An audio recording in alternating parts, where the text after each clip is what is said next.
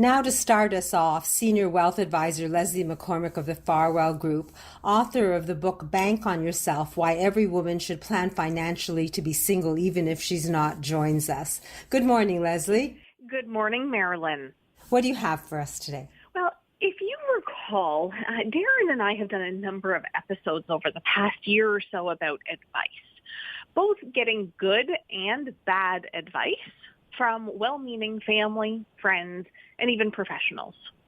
And in reviewing past episodes, we realized that there was one thing missing, and that was how to find the right professional advisor. And while this is mainly about financial advisors, it can largely apply to other professionals too.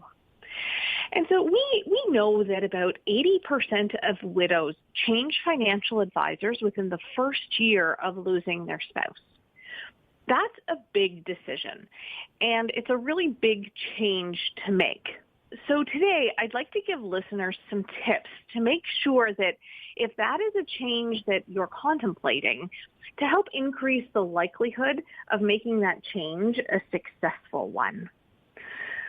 First of all, it starts with that professional's technical ability, knowledge, and their ethics.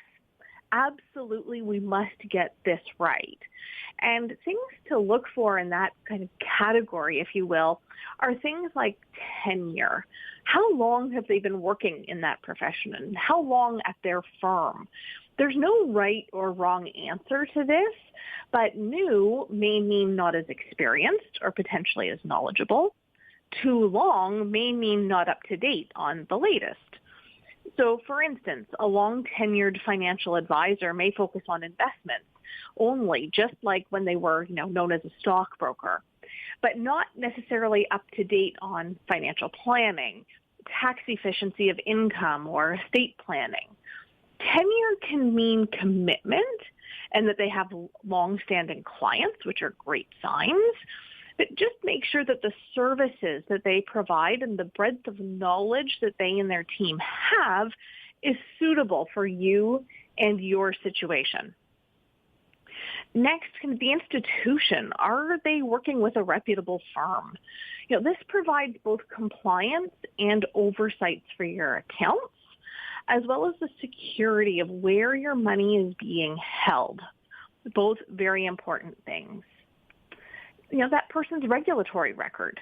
Is it clean? Do they have any reprimands, complaints? If so, discuss it with them. Credentials, not just the courses that they have, and there are all sorts of different courses and accreditations that advisors can have, but ask them why they chose to take those courses and pursue those designations. Why can give you great insight into how that person thinks and their motivation. Publications. Are they thought leaders in their field? Do they take time to educate their clients, the public, and other professionals?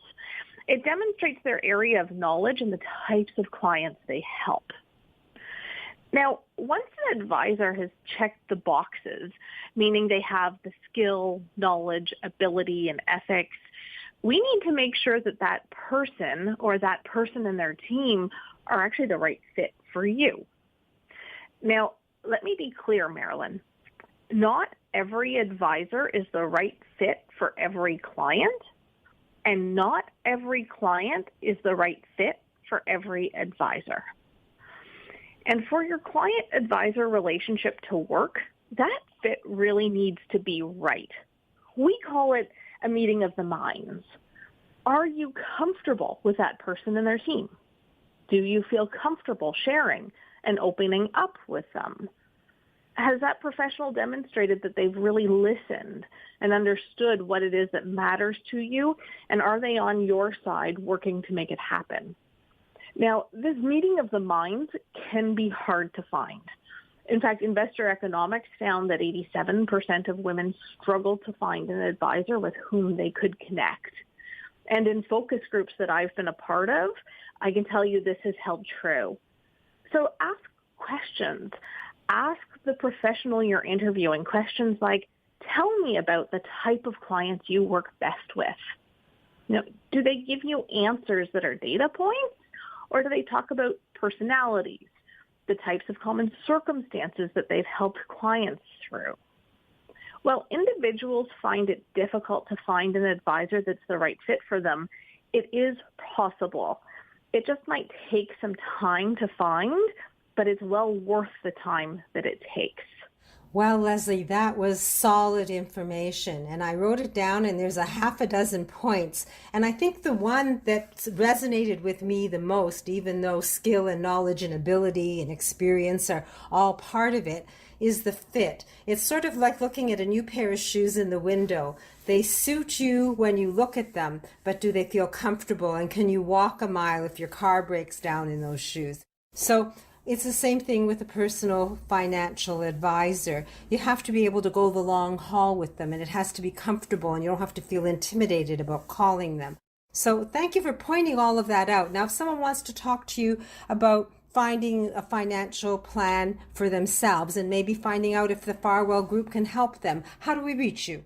You can give us a call at 416-863-7501.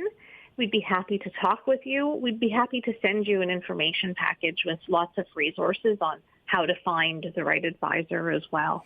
Well, the Farwell Group is definitely a fount of information when it comes to finding the right way to invest for retirement and finding the path to sleeping well at night in these markets. 416-863-7501. The Farwell Group is willing to help you. All you have to do is ask. It's about living well and living your best and finding the right people to work with. Thank you very much, Leslie. I look forward to speaking to you again. Thank you, Marilyn.